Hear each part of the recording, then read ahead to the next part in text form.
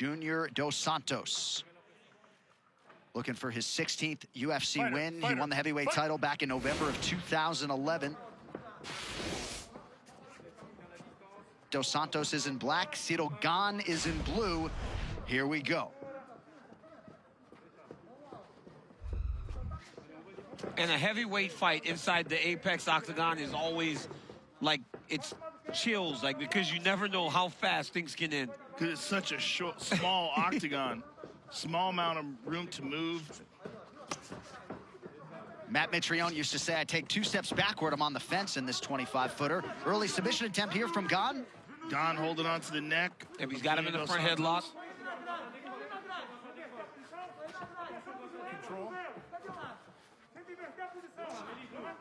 Gane is a willing grappler, 3 career wins by submission, despite the Thai boxing credentials. And that'll be the difference you see in the fight, right? Cyril will do more kicking. Junior's mainly boxing.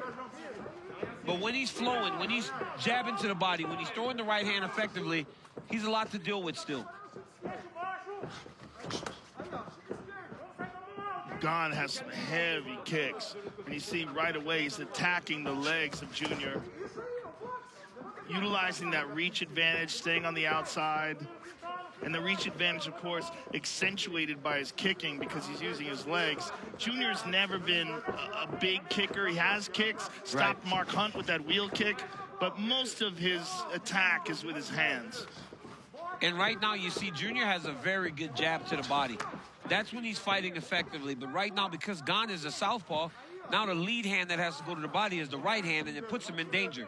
So it almost eliminates that jab just by being in the opposite stance.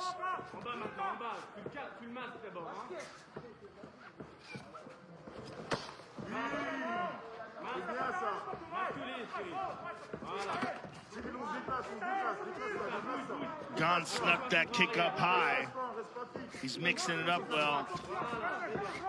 And you know the fear in the knockout losses that JDS has taken, it makes you a little bit tentative. And to this point, he's probably landed very few strikes because he hasn't taken many chances. There was a good inside low kick by Junior.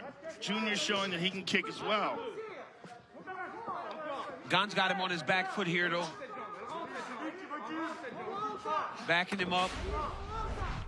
But he's got to be very careful because JDS, there it is. You see that right away. As soon as he went conventional, JDS went jab to the body. That's his read. The moment he can get that read, when he starts digging that jab to the body, he can really tear you apart. Gane goes high. Dos Santos able to block it at least partially. He's gone high a few times, and it's almost like he throws an off-speed high kick. Like he's testing to see where Junior is going to block. Oh, he went low on that one. I mean, Junior missed on a big left hook there. I mean, if he can hit that big left hook, look at that. Look at that. He threw it out there and missed. Gane lands that inside low kick a little bit low, but boy, he's throwing for the fences. Ready? Keep it clean. Cyril, open fingers. Watch your fist, okay? Close fist. Ready? Jaron Villel all over it. Under 2 minutes here to go, round 1.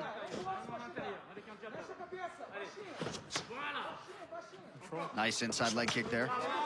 See how Gane does? He mixes up the speed of his kicks. Yeah. Like sometimes he slows the beginning of it and then speeds it up at the end. He wants to see how Junior reacts. That's a high-level striker, folks. Yeah, he is. But here's the problem, Joe. Junior's fighting him at kickboxing range right now, right? So he's out at range where Gane can touch him with the kicks, but he can't land with the hands. And as we said before, he does throw kicks, but that's not his weapons of choice, right? He rather uses his hands.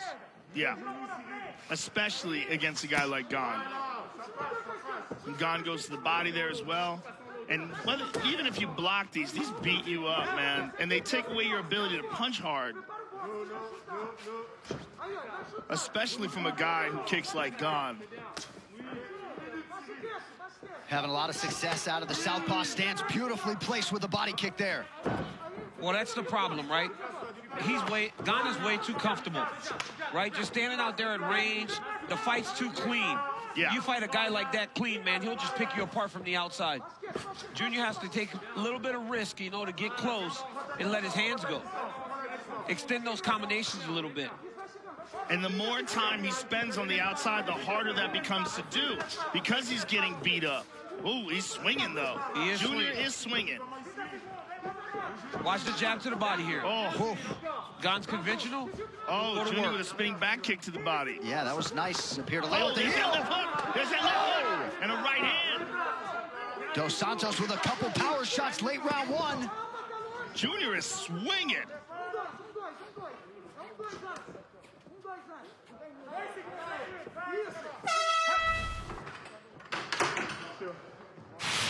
All right, round two here.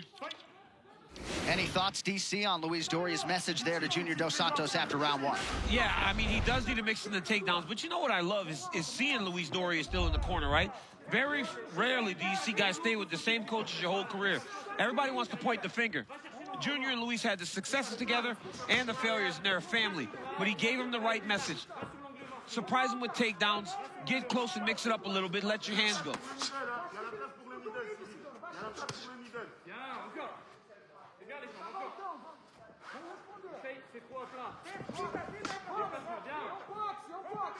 Gane is mixing up his range very well. You know, it looks like he's going to throw a jab, then he throws that inside low kick.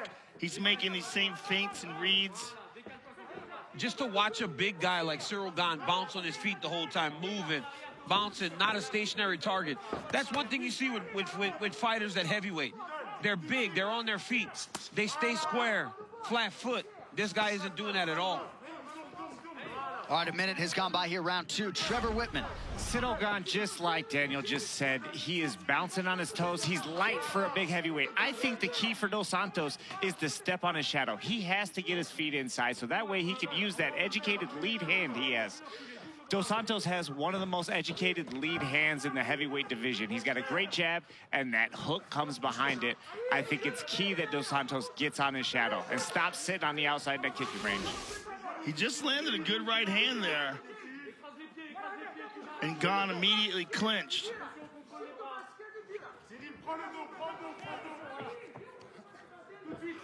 Back to the center of the octagon now. We'll see if JDS can find an opportunity to change levels. It's just the distance management Junior's struggling with right now. Yeah. He cannot close the space, especially because he doesn't present a takedown threat. Everything works so much better when you present a threat for a takedown. Guys have to respect the legs so much that you can land your strikes. He's got to try to give him a feel that a takedown may come. Oh, he hurt him with that one. He hurt him with that low kick.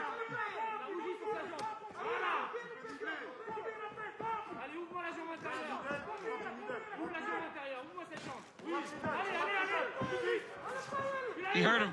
He hurt him. He hurt him with a jab, Joe. Yes, he did. Yeah, he hurt him. Oh, it might be it. Cyril Gane flattens Junior That's Dos it. Santos. That's 7-0 for Cyril Gane. Wow. He hurt him bad with that jab, man. Junior is livid. He just called over Jaron Vallel and tried to show the referee the replay. Here we see, look at that, pops that jab and really hurt stung him. Junior with that. And there's the elbow that hurt him. Ducks under that punch. And this is the one that Junior was complaining about. He felt like that was on the back of his head. And it looks like it was. But, I mean, that's also because he's ducking and moving away from the shot. Let's take a look at it again here. I mean, what a jab, Joe. Yeah, he's a powerful man. Here's this. Yeah, that's really behind the ear. It's close, yeah, right on the side. You know, Yeah. it's very close. Like, there's a bit of a, there's an area on the side, Joe, where the referee comes in and they talk to you before the fight. I mean, That's really more the back of the ear. The way it landed, that looked legal to me. To make this one official is Bruce Buffer. Ladies and gentlemen, referee Jaron Vallel has called a stop to this contest at 2 minutes, 34 seconds of round number 2. Declaring the winner by TKO, Cyril Gane.